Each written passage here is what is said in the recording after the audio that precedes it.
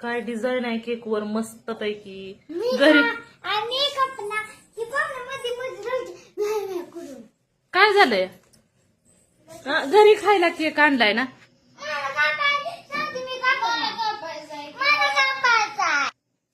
परी तू कशी कापायचं बघ ना, दोघेच भांडत बसले ते. तू आरके थांब ना, एक मिनिट. तू बारकाय म्हणजे तूच केक कापायचा का सगळ्यात अगोदर? सांग बरं. असं थोडीच असतं त्या. हे बघ रामाची घालमत झाली. सगळ्यांचीच भांडण लागली. रामामध्ये मध्ये करतोय परी अरुण परी तर म्हणती अवधूतला केक कापू द्या. मी तर कुठे ह्याच्यात बसणार झाली. काय काय म्हण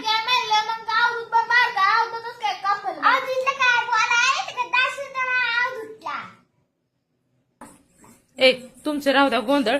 चला आणा इकडं, मीच केक कापून घेते मस्त पैकी. नाही बाबा का म्हण नाही बाबा. अगं बाजूला सर, तूच आडवी यायला लागली याच्या समोर, काहीच दिसेना झालंय. बरं असं करा, कोणीच भांडू नका.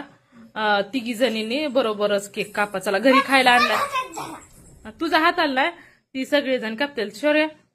शौर्या जगपरी तू आण ही कर तिथं. दिदीन दोघी जणी केक धरा, ही चाकू धरा आणि आर्या ही कर.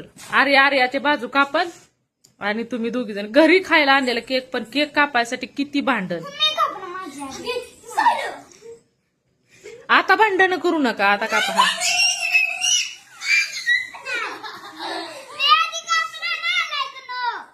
हा काय पण म्हणतीस वय का आर्या? काय म्हणायचं? हॅपी बर्थडे, घरी खायला आणलेला केक.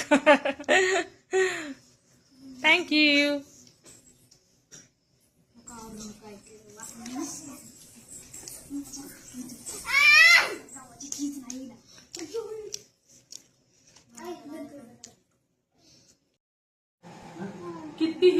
किती भांडणं रोज वैताग आलाय नुसता या पोरांच्या भांडणाचा.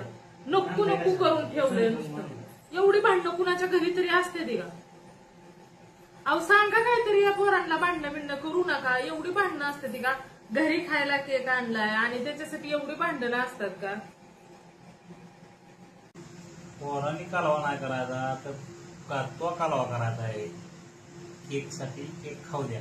मग पोरं लहान आहे ती, कालवा करणार. पोरांनी नाही कालवा करायचा तर कोणी करायचं तर प्रत्येक वेळ. चला असू दे, जेवायला घेऊया. चला जेवायला सर्वांनी या. सर्वांनी जेवायला, आम्ही सर्वजण जेवायला बसलेलो आहेत आणि केक आहे तो देखील खाणार आहे.